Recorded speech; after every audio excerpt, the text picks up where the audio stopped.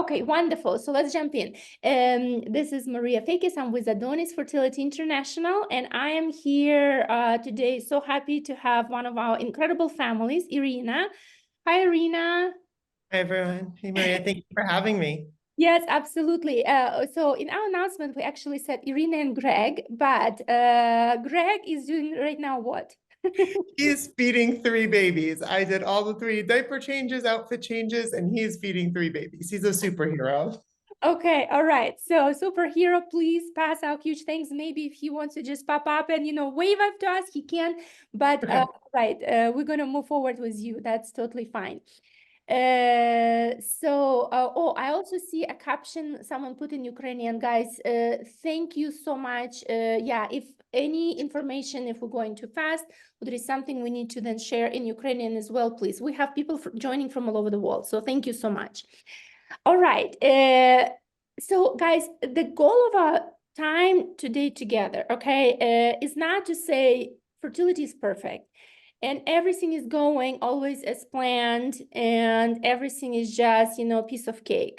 I mentioned it in my email to you that just the fact that we're talking about fertility is already not normal. Okay, so let's just all admit that no matter like how perfect your surrogacy journey is going or any of the fertility steps, is just the bottom line of it. From the bottom of our heart, from me, from Marina, we wish we never had this conversation. We wish we never even, oh, here, let's see. I'm going to have a little visit. She's very tired. Greg looks like a dad, but this is Lily, who was born in Ukraine, wearing her Ukrainian shirt, looking at dad. You can Oh, quickly if you want. He's like, no, I've been taking care of babies. And just say hi. Hi, hello. Hi, Greg. Thank you for being a hero dad. We're all so proud of you. Oh, thank you. Hi. Say hi. I will we're going to answer questions, Lily. Thank you for being with us. Big angel. Like, That's normal in our house. I'm sorry. What you mean? I'm sorry. I'm so happy that you. I am sorry that we're jumping into your life. Yeah. Anyway, but it's messy like fertility. It's all over. It's all over the place. So we're not probably going to go in this conversation like too deep into logistics. So guys, if we're going to start noticing some questions that it's very heavy, like, what about like step by step what you did at the exit process or something like this, we might take them offline, but please type any questions. What we really were hoping is to have real human being who went through so many things, and you're going to hear Irina's story. And here she is, smiling. Here she is suddenly blessed with 3 newborns, which I'm sure was not your original plan, was it? No. Yes. So we wanted to like really give you hope that everything is possible, okay? And I really hope that you're gonna hear that from Irina. But also because like we mentioned that because you went through both journeys in Ukraine and USA, you also have some vision into that as well. Not really like compare side by side. We're gonna have other meetings about that, but also to give you perspective, right? Because when you're in the middle of your journey and things might seem doom and gloom, Irina said a beautiful thing. She's like, gosh, I wish I would have known many things back then, and and I wish I would have enjoyed the whole process more. So you're going to tell us about that. So tell us now, like, why did you even end up in surrogacy? I don't know many people that go into having a family thinking I'm going to turn to surrogacy. Like I suspect many people, we went through a lot of hard times to get there. I was lucky enough to have my son, who's almost 14 next month, naturally had a normal but a high risk pregnancy and thought I would just do it again. But life gets in the way sometimes, and I built a career. And then when I got pregnant again, started miscarrying, like one after the other. I went through IVF myself, and one after, like anything that could go wrong went wrong, right? I've done the DNCs and heartbeats there, heartbeats gone, diabetes, anything and everything was going wrong.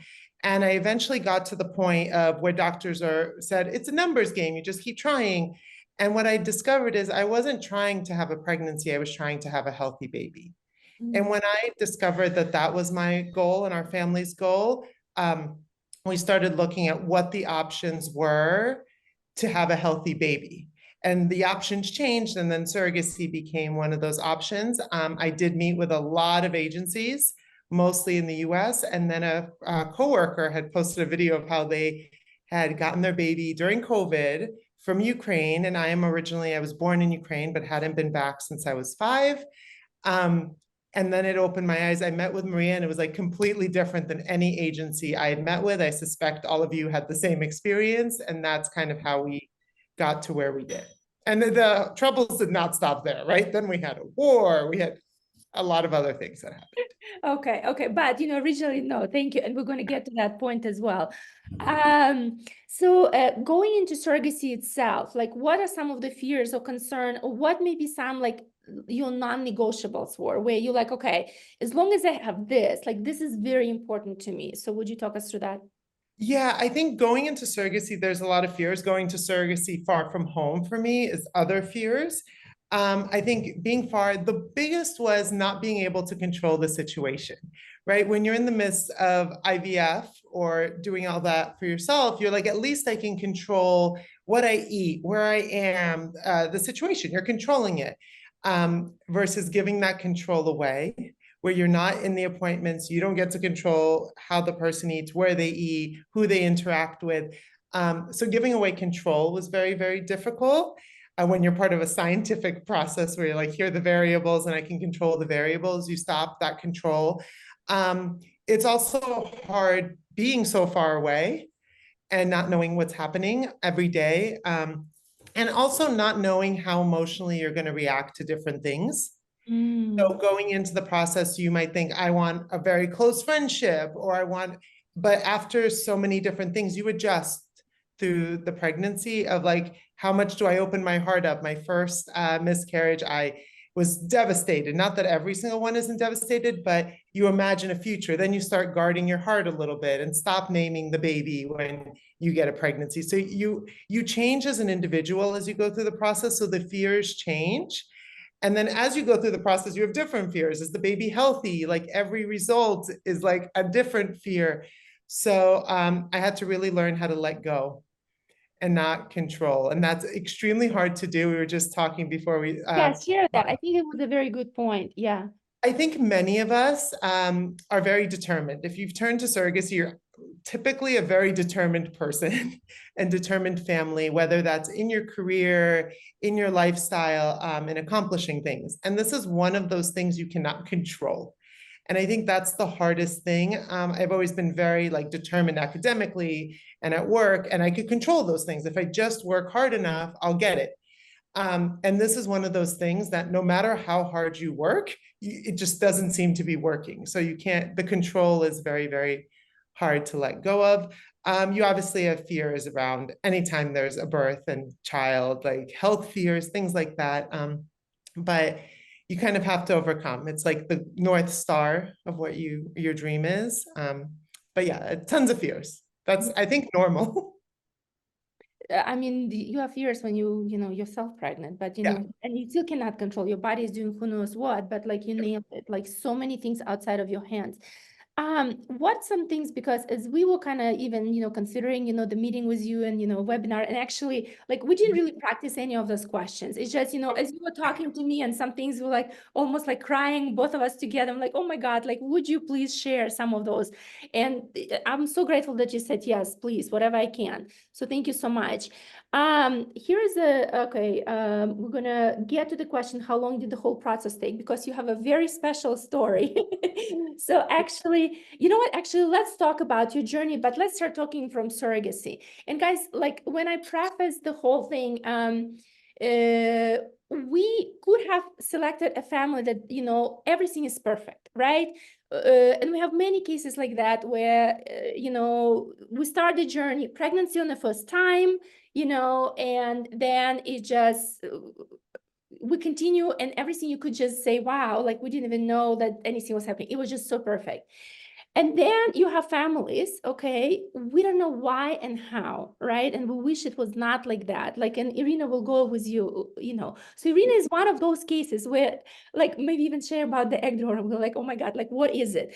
But looking back, maybe there was a reason to it. So Irina is not a perfect case, and we are completely fine with it, because to us, we're all about transparency, but also we want you to speak to real people and really know that if you're one of those families that things are not perfect, it does happen, that you don't compare yourself, you don't give up, you don't think, oh my God, like, does it mean I'm not meant to be?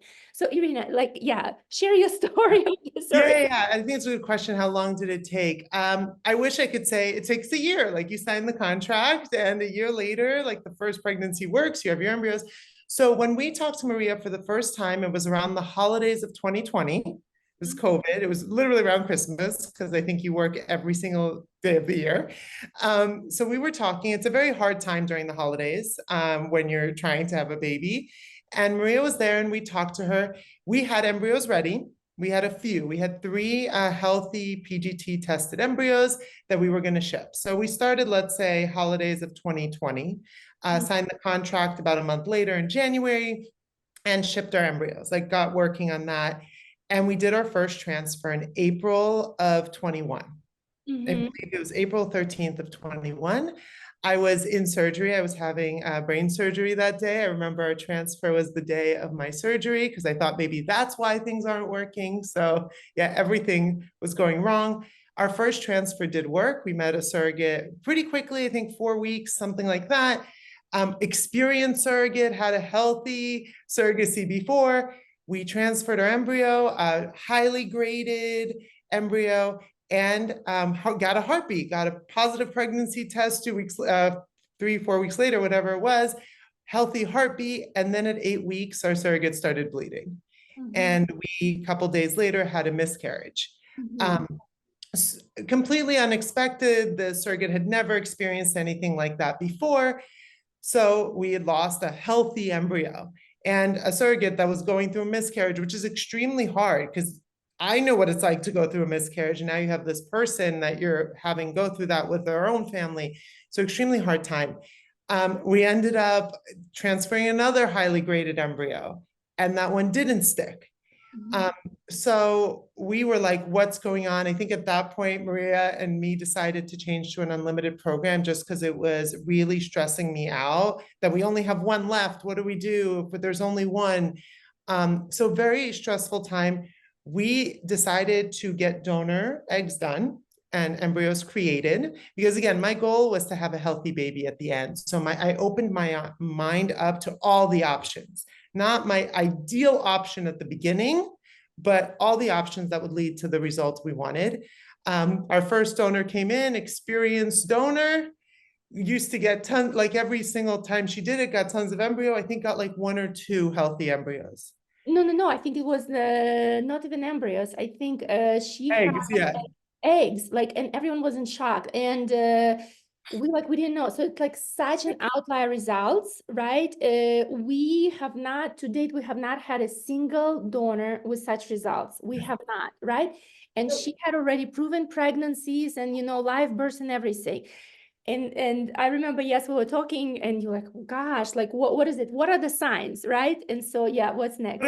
What are the options? So we ended up waiting pretty long for another donor that we had really, really matched and liked. And then they came in for their baseline ultrasound for their embryos, not their egg development, and they were pregnant. And at this point, I was just, to be honest, I was pissed. I think I called me. I was like, I'm just pissed. I'm going to look for somewhere else. Like, this is not okay.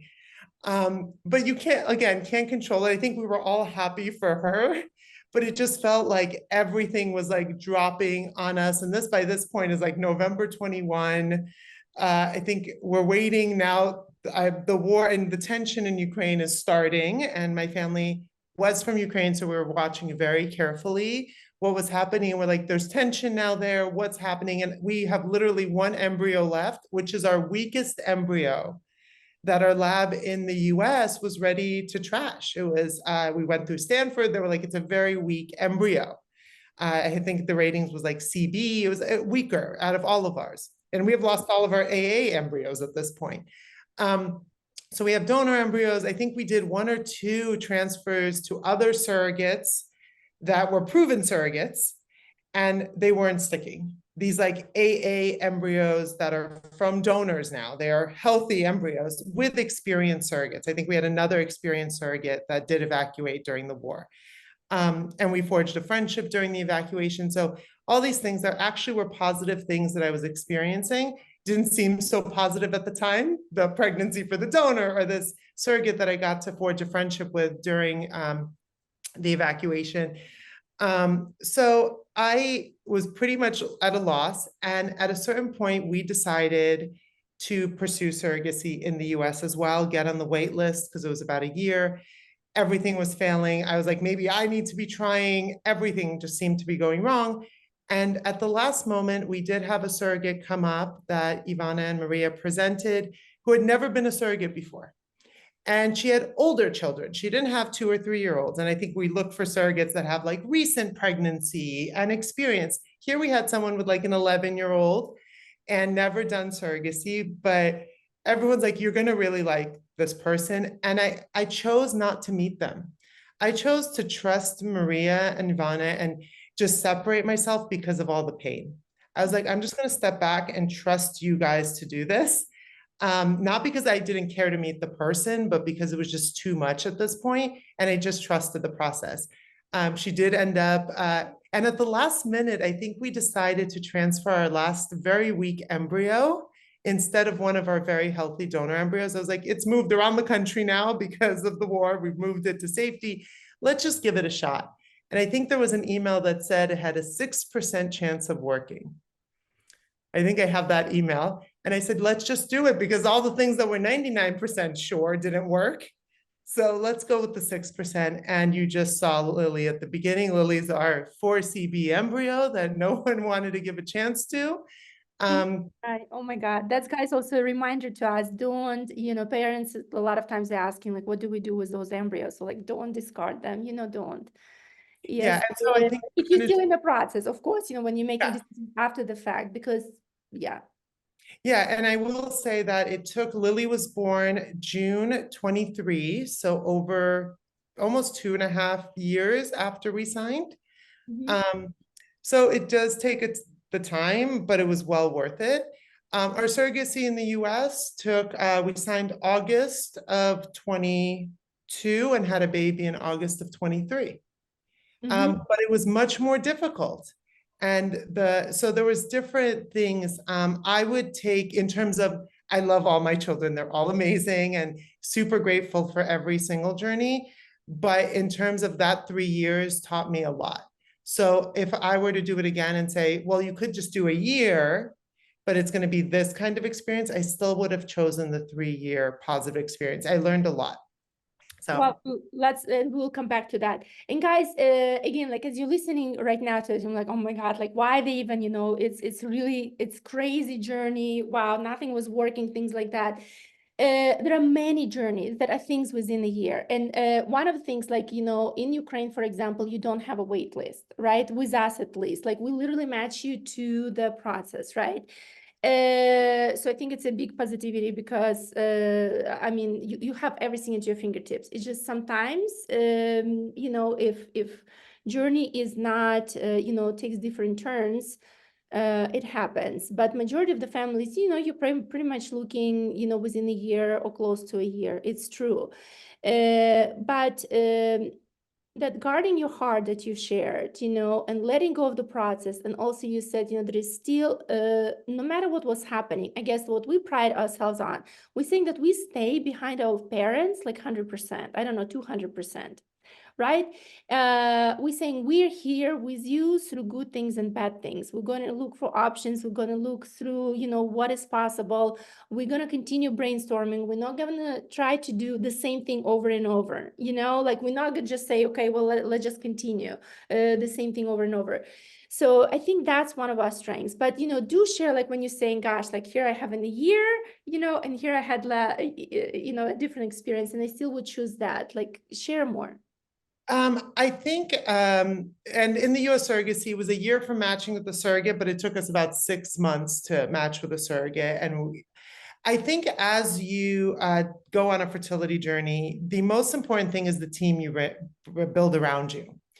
Whether that's your partner, whether that's like family, but it also is the doctors, the lawyers, the agency, all the people around you. And the thing you need to know is they're going to be with you when it fails or when it succeeds. And they're going into this with you. And I think that was the big difference I saw. I've been through a bunch of clinics. I've done a couple retrievals and clinics that are like, well, we won't transfer because the percentages aren't there and we need high percentages for our clinics.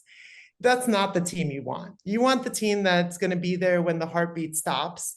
You want the team that doesn't see you as a number or a paycheck or anything like that. And that is really, really important. And that's what I found of, hey, we're in this. When it fails, we're going to talk to you. We're not just going to call you when it's successful. We're going to call you and stay on the phone with you when that transfer failed and come up with options. So you feel like you have a team doing this with you, because it's so isolating to do yourself. And you feel like no one else is going through it because you're looking at social media and seeing the announcements and seeing the like gender reveals. And you're like, come on. Or so it's very, very painful. And it goes back to what Maria shared when we were talking. One of my big regrets, and I don't have any regrets in terms of like the family we've built. Again, I didn't plan to have 3 babies at the same time. It is very We'll hard. tell us about this also, like, because you have a beautiful story about the bird. So let's get back to it. So I didn't plan that, but I did look back and go, I wish there's things I did differently. And it is not spacing out the births. They happen when they happen. You don't get to control it. They are forging great friendship. The 3 babies, it's extremely cute how they're interacting. But what I do regret is I didn't enjoy the experience. I really didn't. I did end up getting naturally pregnant myself without any cycles. Thought I was going to miscarry for, I think, the 7th or 8th time, but it did work. I have basically one picture of me pregnant that my niece forced me to take at about 36 or 37 weeks. I didn't open ultrasounds. I didn't want to see them. I was very guarded in what I did. My friends, I think at 37 or 38 weeks, forced me to have a baby shower. They like dragged me to this baby shower. They're like, you will regret it. And I did enjoy them later, but looking back, I don't have those milestones. And I didn't even enjoy, like, not that anyone enjoys miscarriages, but I remember I held on to the statement on my first DNC when the heartbeat had stopped. It's a procedure I think many of you probably know, to remove the tissue. And the baby was about 11 maybe weeks. And I remember the nurse, she said something. I came in, it was the middle of COVID. My husband couldn't come in with me. I was devastated. I'd never had a miscarriage before. And she said something that stuck with me the entire journey. And she was, I still think of her as part of the team, even though I never talked to her, I think again. I think she might have saw me for the next DNC or something. She said, I know this is a hard day for you, but you're one day closer to holding your baby. And like I don't want to cry, but anytime anything happened, I was like, this is really hard and really frustrating, but it's one day closer. Now, as I look back, you don't lose all the bad times. You hold your baby and you're very happy you have that baby. It doesn't replace a baby you've lost or make up for anything you've been in. But I did deliver my McKenna, my first daughter, in the US. And I remember that moment she was delivered. It's such a magical moment. And me and my husband started sobbing. Some of that was relief that like, finally we have a baby. Some of it was just missing all the babies we've lost. So you don't replace them, but I hope like, as you go through this tough journey, you do take a moment, take that picture of yourself even upset, because it is a moment that will get you to where you're going to be if you're determined. I truly believe whenever I have friends ask me about fertility and doing IVF and whatever it'll be, I tell them, if you are determined enough in this process, open-minded enough in this process, and build the right team, you will get it. It is, I will go back to the, like, you want to accomplish the thing you can't control. You can control your determination. You can control the team you build. So if you like can take care of the controllable variables and let go of the ones that are not controllable, you can get there. But I do very much regret. Luckily, I think we saved all the ultrasounds in the Dropbox. I looked at them after. I did not look at them in the process. It was too painful. It's almost like you also don't want to have the attachment because you're guarding your heart. And yes, yes, yes. Oh my God. Like, guys, I don't know if you have any questions, also, from you. So please ask. But I want to talk right now a little bit, kind of moving from emotional side, maybe a little bit more about logistics, because, still, like you said, okay, Ukraine, war broke out, and still I would do still in a heartbeat. And guys, we continue doing, surrogacy in Ukraine. We didn't stop. There is a lot of safety measures that we have put in place. There is, we changed our processes in order to make to adjust to the new reality. But yes, it's possible. At the same moment, we actually starting, surrogacy in America as well, but we starting it for the families who are saying, yes, we want to be with you, but we cannot, with you for all the reasons that you mentioned, as far as building the team who is standing behind you. But there is quite a lot of things in America, even that are driven through legislation, some of the limitations, yes, that we are very aware of, and we are putting our additional level of safeguards. Now, just share a couple things, just, some of the things that, were in a process that you noticed, that no matter maybe even what country you select or what you're going, or even if you're already in a surrogacy, let's say even in Ukraine or so forth, still, what are some things to pay attention to? So I think we all want to see that magical ultrasound and the baby, but there are a lot of steps in between. I saw Lily. Oksana was one of the first people to see Lily when she was born, I think even before I saw her. The legal process, it is a process. And there are logistics that you have to manage, and having, again, the team that understands that logistics. So I was lucky enough to do surrogacy in both the US and Ukraine. The legal process can be very, very complicated if you haven't done it before. And even if you've done it before, it changes. In the US, it changes by state. I was doing surrogacy outside of California where I live. And just there's pre-birth orders, post-birth orders. And I just felt like when we were overwhelmed because we were having 3 babies at the same time, and Oksana and Maria had given us the list before. They're like, we know you're going to be overwhelmed. Here are things you can do before to get ready. For the baby registration in Ukraine. For the baby registration in Ukraine. I did not have that visibility in the US. Like I did all the way to, I shared a little bit of this with Maria. I stood in the waiting room in the US. I didn't make it to the waiting room in Ukraine. I just had a C-section. I couldn't travel early. Lily came a couple of weeks early, so we got on a plane and went. So I wasn't there for the birth. I was in the US and I was stuck in a waiting room arguing with my judge's order that it was my baby. So that's the difference of when you have a team or not. And it wasn't that our surrogate wasn't like, it was very stressful, and I wasn't, and this was a planned C-section in the US. So we knew the day, and I was there, my husband was there, but getting the logistics right is extremely important. I will say I had the birth certificate and everything done in Ukraine, I think in days, overnight. I am still waiting for my birth certificate for the baby I myself had in the US. It took a couple of weeks to get our US born surrogacy sons. So it was much faster to get the documentation done, but I think that also goes to the team and like making sure everything was really ready. I wish Oksana was a lawyer here. I'd hire her for everything I do. But it was very, very, very smooth. I also shared with Maria, I'm on a lot of groups with other IPs going through the process, and I hope that was also very important to connect. So yes, reach out to me if I can be just a partner in this. It's very lonely. But in that process, there was a lot of people that their agencies dropped out during the war. They just closed or did the force majeure in their contract and like no more. And they were going to pick up their babies and they had no list of things they had to get ready. So I think I'd asked for permission, like, can I share the list you guys gave me? Because these people are struggling. They don't know what they need to put together. They don't know what to fill out. So that's the thing. It was extremely smooth. I think we have a question. Yeah, question. I don't know. Guys, yeah. Yeah, Sorry please. if you don't mind me interrupting to ask a question. Irina, thank you so much for sharing your journey. I mean, you're spot on that none of us come to this solution, you know, as our first choice, right? And you've had quite the journey. So you mentioned something that has been a recent struggle for myself and my husband is that timing for the baby's arrival. Obviously, babies come when they want to on their own time frame, right? Yeah.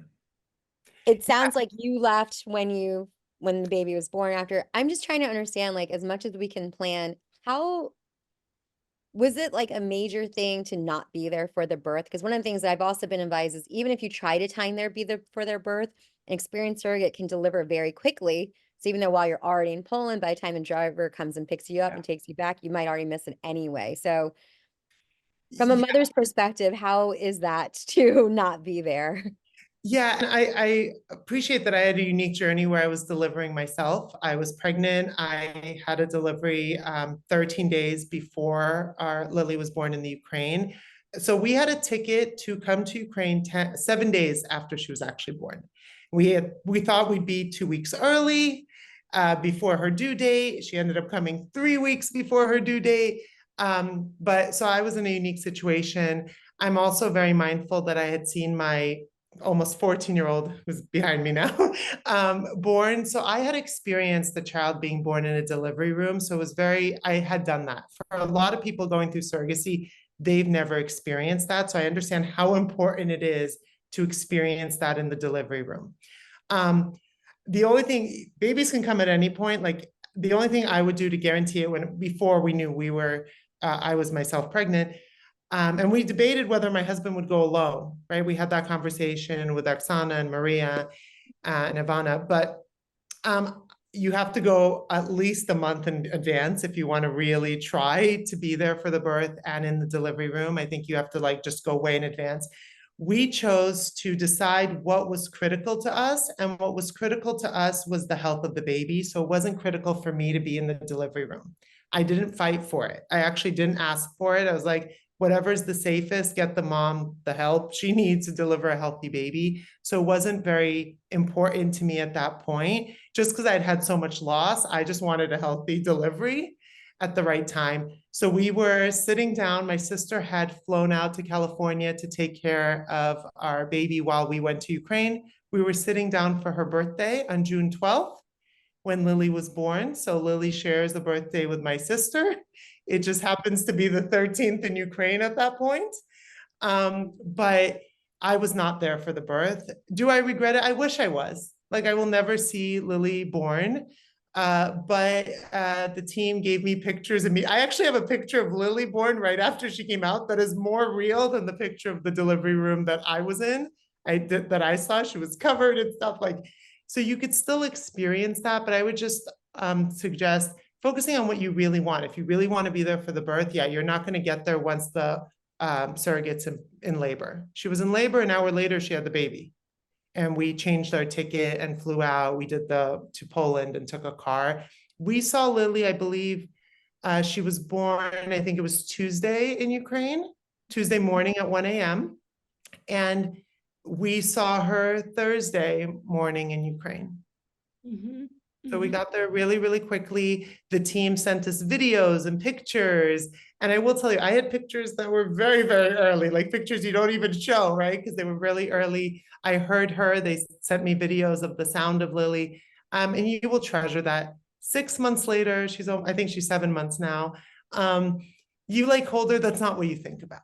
You don't really think about, but it is a story. So I know that doesn't answer perfectly, but you do have to get there early. My friends who were there about a month in advance. Maria, would that be what you would recommend, a month? Yes, yes and no. One thing is, because right now for the safety reasons, we actually, we do not have a wedding room anyway. Okay, and I'm so sorry, guys. I'm gonna mute you. Okay, it's echoing a little bit. I apologize.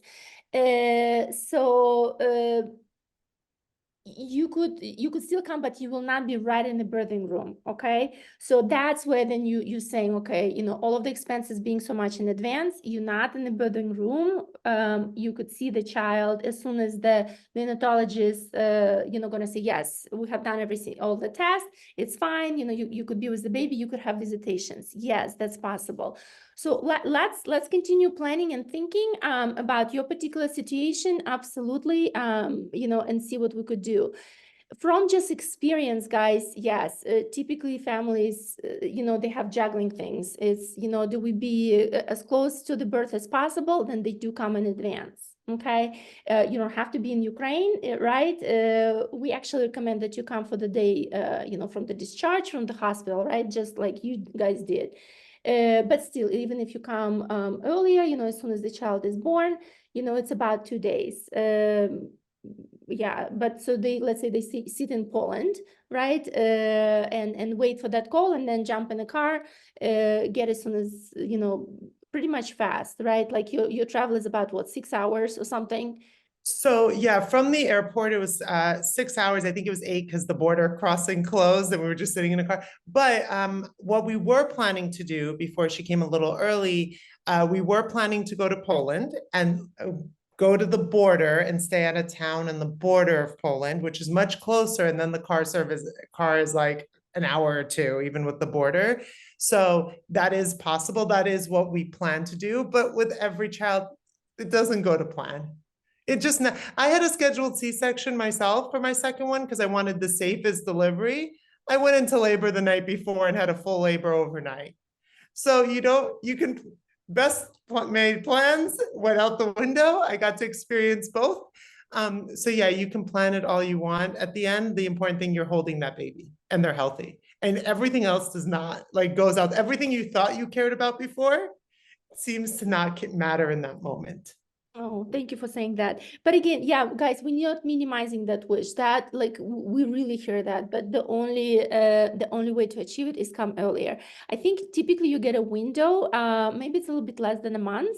Yeah, so it could be, you know, 3 weeks window, something like that, and you could decide. But we do have families also that, you know, they wish they could be closer, but they also have limitations on how much they could travel, right? Not everyone is blessed with a very flexible job. Right, so we do have quite a few families that also jump on a plane. They're saying, tell us as soon as the baby is born. Oh, no. They're saying, tell us as soon as surrogate is going into labor. That's when they get on the plane. I probably have only a couple families that didn't make it for the discharge from the hospital. You know, there was someone got sick, you know, there was some delay with the work or something, you know, with the plane. But otherwise, everyone is arriving definitely for the discharge from the baby. I'm sorry, discharge of the baby from the hospital. Question, yes, please ask. I don't know how to, like, say, you know, click on you and say Oh, go. that's okay, Maria. Thank you. I was just wondering, so because we're traveling on Monday to Ukraine and we're so excited and I'm just Oh, yay, congratulations. yeah, Irina, I'm so amazed by your story. It's beautiful and incredible and yeah, even though we've had a very, very long journey in other respects, we're so happy that this worked for the first time with Adonis, and Maria kept saying, "Oh, you're gonna have your baby," and I'm like, "Baby," and I'm so amazed. We're actually going, we're going next week, and it did happen. It really was like a year because we signed in November, and now it's of 2022, and now it's February. And here we are going to Ukraine. But I was just wondering, how early? So we're going early. So we're going to be sitting there for about a week or two, happily just touring Poland, and but how for the visitations, how early is it possible to go? Is it did you say day 1 or day 2 or um? So Maria can probably answer better than me because we saw Lily. I think if we were there earlier, like if we were there, we would probably have seen her the day she was born, is my guess. We saw her the day she was being discharged, which was like 2 days later. But I believe, Maria, they can, Yeah. if the baby's born. And actually, Oksana, I see head of our coordination team, Ivana here as well. Ivana, would you answer? I can answer as well, but you are the best. And since you're here, it's perfect for you. Go for it. Oh, maybe her audio is not Where am there. I? Yeah, you're on. Yeah, go ahead. Hello, guys. Yes, hello. Hi, everybody. Hi. Good evening. Hi, Irina. Hi. Such a big joy and happiness to see you today. Thank you for sharing your experience. And hi, Tammy. Yeah, we Nice are to very meet you good friends. also here. I just- Yay. Mm. So Tammy, thank you for your question. Actually, if you come on the day of birth, yes, of course you can come to see your baby, to hug your baby. What we know that we never know when baby decides to appear. Namely, when we have planned C-section, we plan this day, but in particular case, we are going to have natural birth, and in natural birth, we never know when baby decides to appear. So you can come in advance, for example, and just stay in Lviv and wait when your baby will be born, and just come to maternity hospital once baby appears. So yeah, you can do it. Absolutely. Okay. Really? Oh, But otherwise, like what we really do, but guys, it's also for the safety reasons. We really highly recommend for you to come at the discharge from the hospital. Short. Okay. So technically we can do it, but for your safety reason, for convenience, and again, we never know when it happens. So you can be for 1 week or 2 weeks, wait. And we understand how much excited you will feel.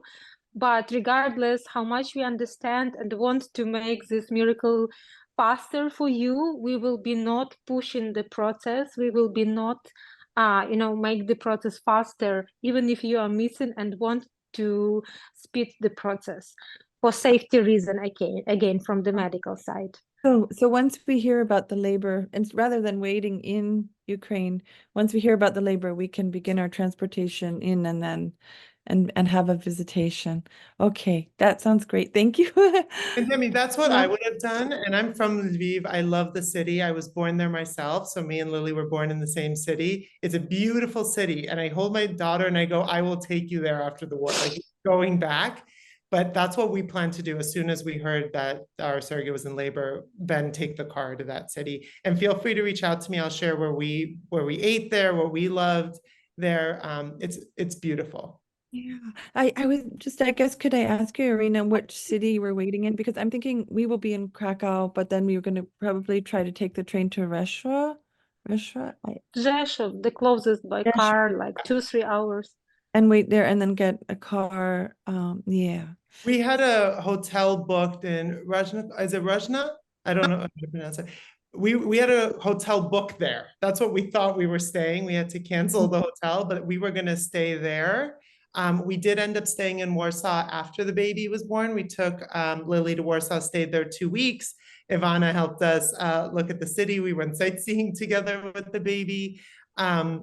But we stayed there. It's beautiful. The whole place is just gorgeous. I wish it wasn't a war so we could stay longer, but we will be taking Lily back as soon as we can.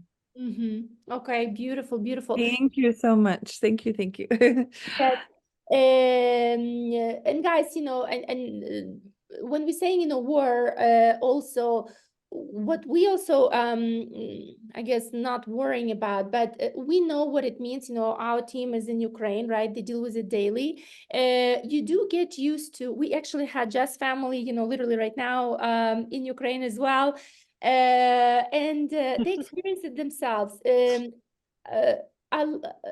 saying when the air raid alarms go, people don't even, they continue going with their own life, no one isn't even paying attention. That's how they felt. Where we always advise our families to continue going with all of the safety measures, get inside, get in a shelter, even if it's just the warning. It is different when you're hearing a sirens for the first time in your life. Okay, it's loud, it's crazy. Okay, it's not pleasant. Versus when you live with it, for Ukraine is already 2 years. It's not good that Ukraine lives with it for 2 years. I'm not saying that, but Ivana, would you say like you somewhat do get used to it? And I still oh, can't. I okay. still can get used. Like every time I hear Serene, I feel scared. I feel tremor inside my like my chest. You know, I don't feel comfortable.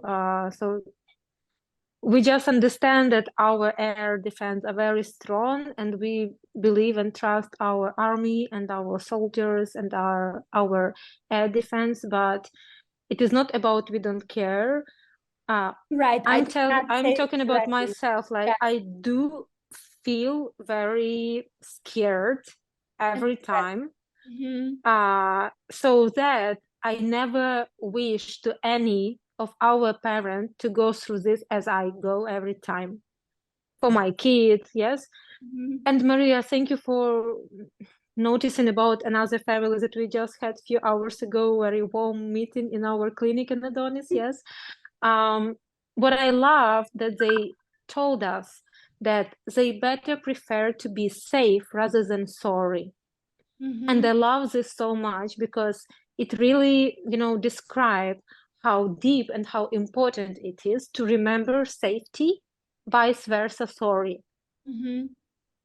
So that is why when we plan our exit, we plan it not to cut the time with baby, Absolutely not. because That's we where are it's here to coming give from. this Yeah. time. We do everything maximum to give this time, but on a safe ground, under the safe conditions. So that is why we are doing urgent registration. That is why we are doing everything fast. We are doing for 1 day. Yeah. So actually, that is why we are doing this like this, Yeah. just for safety, not to, because we don't want to have this on our hearts and our shoulders, that some parent came faced with this trauma, yes, and what they remember, it will be serene and scare. But it is okay, like we can cope with it. But what if something happens to a parent? So we don't want to put under the risks any of our parents. So that is why we recommend to be under the peaceful condition and then come, do fast. We are here to do everything just excellent and come back with baby ASAP. And that is why we recommend this. Yes. Yeah, can I want to share when we went, I agree with what people just go on with their lives when the sirens go on, and it's very scary the first time you hear it. We were in Lviv, we heard it, and we were like, oh my goodness, what do we do? Do we run? But everyone just keeps walking because it's been a few years. It's very scary.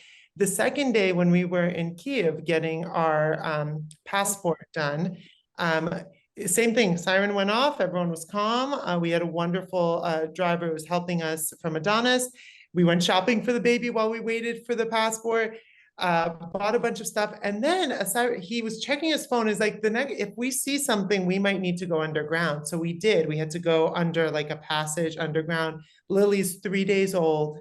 We're underground. We're texting our family back home saying like, we won't have cell reception. So it is extremely scary if that's not the environment many of us live in. We're lucky that we have not had to experience that. It was also extremely hard for my parents. My parents came as religious refugees from Ukraine when I was very little. So they're like, wait, we literally took you out for safety and now you're like in it. But we have such pride in the country. We love Ukraine. It is home still. So, but it is very scary. So even then we ended up leaving very quickly. As much as I wanted to stay, I wanted to see family. I wanted to see more of where I went to school, where I lived. We got out pretty quickly. Picked up Lily Thursday. We had our passport Friday. I think we left that weekend on Sunday or Monday, but we could have left that Friday. And that's because the Adonis team like made sure everything was done. I don't know how quickly. I think we could have left within like 48 hours of picking up Lily. Yep, absolutely, absolutely. Hi all, what is the process for, oh, hang on. We had a previous question, maybe quickly we'll respond about phone cell reception and then we'll say, what is the process of baby via surrogacy, please? And do you mean from the very beginning of the process or do you mean registration process? Would you please clarify your question? registration. Okay. Oh, from the beginning. Okay. Okay. Well, let us respond from the about the cell phone. Just it's a faster to answer. Like, did you have any providers? And also, Ivana, do you have any recommendations? And then we'll talk about surrogacy. Cell for when we were there. Yeah. Did you use just your own cell phones and you got like SIM Yeah. cards? What worked for you? So what we did, we called our cell provider before we left. We knew, or early, like the month before. We called and said, hey, we're going to be in Ukraine. We want to make sure that our cell phone will work. And they said yes. Like we just checked with our cell provider. I think we have Verizon. I don't know. Me and my husband have different providers. Both of them worked, but we did call in advance. And then when there, we basically used WhatsApp. We install, I feel like I work at Meta, so I do work on WhatsApp and other apps, but WhatsApp did work very, very well on there, especially staying in touch. One thing we did, which I found really helpful before we left, and we left in a rush. We like baby born, we packed, we got out really quickly. We started a group chat on our way to the airport with our family and very close friends. And it was a group chat instead of like messaging, mom, I'm okay, sister, I'm okay. It was like, this is where you talk to us. Because it's very hard to be like communicating with a lot of people. So we had a group chat going. We had a group chat with Adonis, which was great. And then we had a group chat with our like closest family and friends. The place that you say, we're going to go underground and not be available. Or we just picked up Lily, like here are the original pictures where you don't have to clean up the pictures. You just like put everything. So I would recommend starting that group chat, getting who's going to be on that. Do the exciting things. It's all so stressful. Do the things that other people don't get to do. Like looking back on this, it's like you miss out on so much by doing surrogacy, right? You miss out on carrying, you miss out on like potentially being in the delivery room. There are so many things we get that others don't. You get to meet people like Ivana, Oksana, and Maria and build friendships with them. So many people don't get that. You get to go to this country and tell a story to your child that almost nobody else has. And it's the hard way, but there's gifts you just don't get otherwise. And like you get that group chat, like I look at that chat still to this day, and I'm like, these are such special moments when I told my parents I'm entering Ukraine after like 20 something years for the first time. In that picture, the video I think Maria shared that was taken of us when we got to meet Lily. Like that video, you don't get that in other. So just appreciate what we do get. It's really hard to harp on the things that we don't get. Very few people in life get this, and you put in a lot of work to get there. So you have to enjoy those moments. Beautiful, beautiful. Hang on. Thank you, Irina. There was a question about did you bring cash or did you pay with US issue cards? What about with ATM machines working? What's your experience? So we did bring cash. We brought enough cash for our surrogate, obviously. We did bring extra US dollars. We both traveled, so we both took kind of the legal limits on like what each of us can take. Couple things, we did have a credit card that did work in Ukraine. I think our Visa card was approved to do that. Again, check that the transaction fees, that was really helpful. The things I didn't do that we figured out eventually. When I got to Ukraine, I probably would have, doing it again, converted some money just to leave tips in restaurants if you're going to stay there, because you can't really leave tips on the card always. Some places do, not others. So I would just get some money for tips. The cost of living is lower. So like you get a really great meal for much less. I remember we didn't exchange our money. So on the car service, I think my husband gave like a $20 bill as the tip, but the whole car service was like $4 to get to the hospital. This like driver like hugged us and he was like super, but that was just the cash we had. But they're so nice. The people are probably the friendliest people ever. But I would suggest bringing cash if you can and converting a little bit just for like the tipping that you can do if you want to. It's not expected. No one will make you feel pressured. We didn't feel pressured at all. But that's the only thing. And it is helpful to have a credit card that does work internationally. I think a lot of visas do. We had an Amazon visa that did. Yep.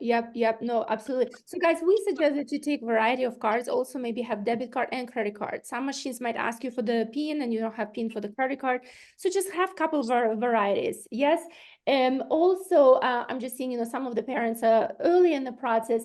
We're definitely going to do a very detailed exit planning with you as well. So you could ask all of these very specific questions and, coordinators and everyone will give you those details. Guys, we literally, I promise that we're going to be at an hour, just an hour time frame, because you saw dad who's right now with the 3 newborns. So actually, for the family who's asking about the whole process of surrogacy from start to end, I responded to you personally, so please respond, and I'm going to follow up with you right after the webinar. I'm going to walk you through details. It's such a phenomenal question, but it's a big question. I don't think I can answer it in 3 minutes, okay? But what I would like to maybe end with, tell us, I really kind of wanted you to say, okay, if you don't remember anything from this time right now with us together, what is one thing you want people to walk away with?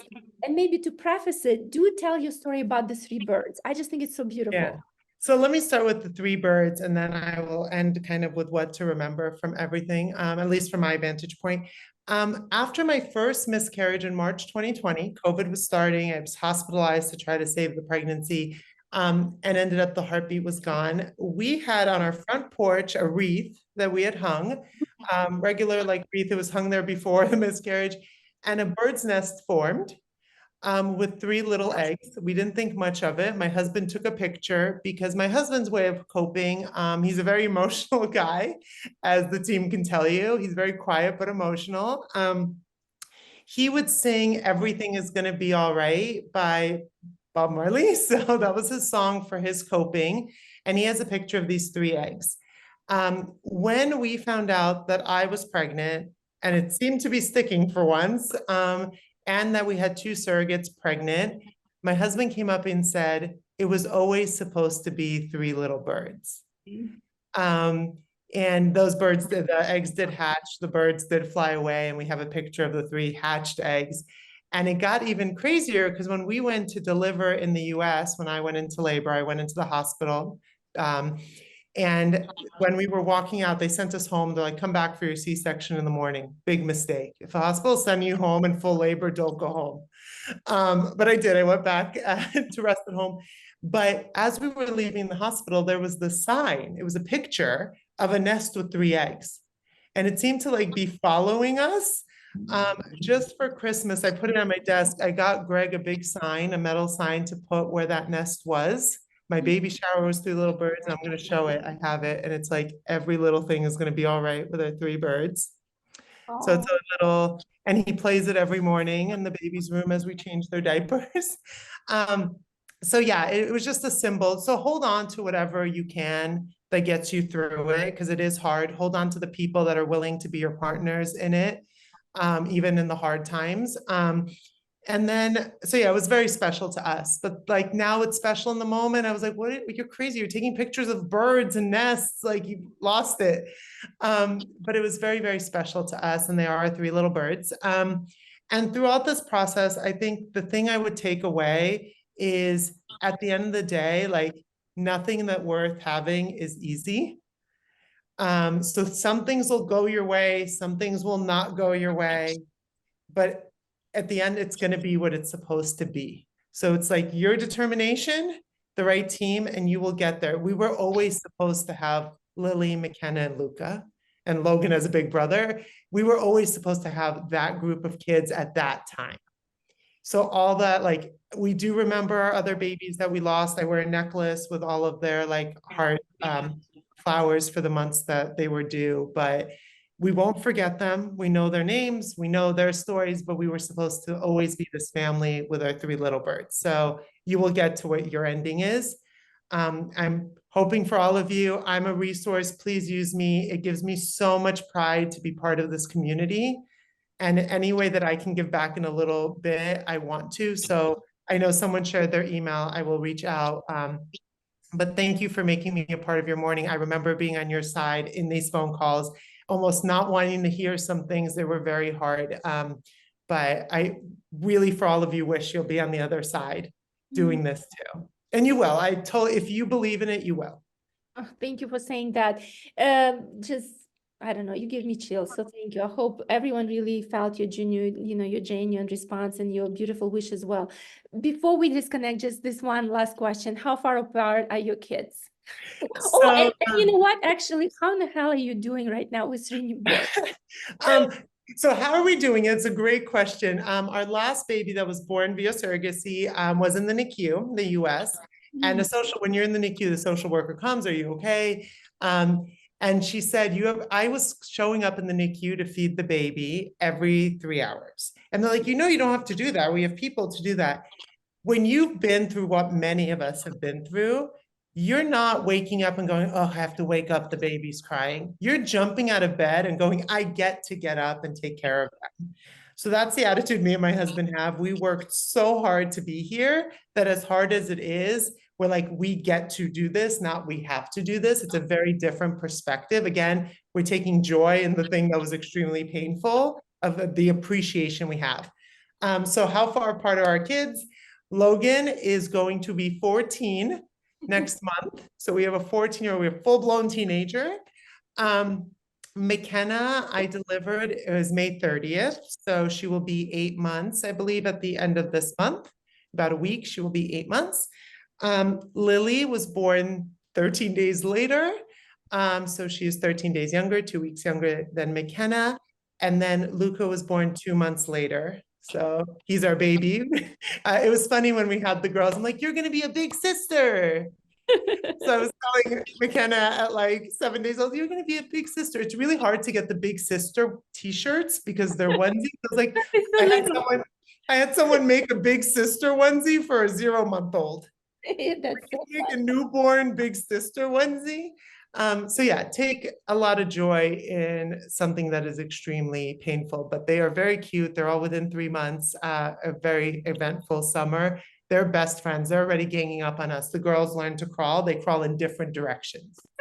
So They smart. have them packed, crawl in different directions. Well, yeah, oh my God. Well, it's so incredible to see you on the other side. Okay, we always say on the other side of the journey, guys. For everyone on the call who is not there yet, some of you I'm seeing you are already there as well. We are so happy for you. We just see it for you. We believe it in you. We just fighting with you for you. We cannot wait for you to be at the same place where Irina and Greg are smiling and right now having fun talking about some of the hard parts of the journey. You will be there, guys. You will be. And we're just so honored to be with you alongside with you. So thank you so much. Quick housekeeping, and Irina, maybe you'll say one more goodbye and stuff, just because we used to do those this kind of like full-blown webinars with the guests and everything before the invasion, like we were doing it and regular with it, and then our focus was not in that, but we really as a team realized that, yes, life goes on. There is so much that we would like to share and do.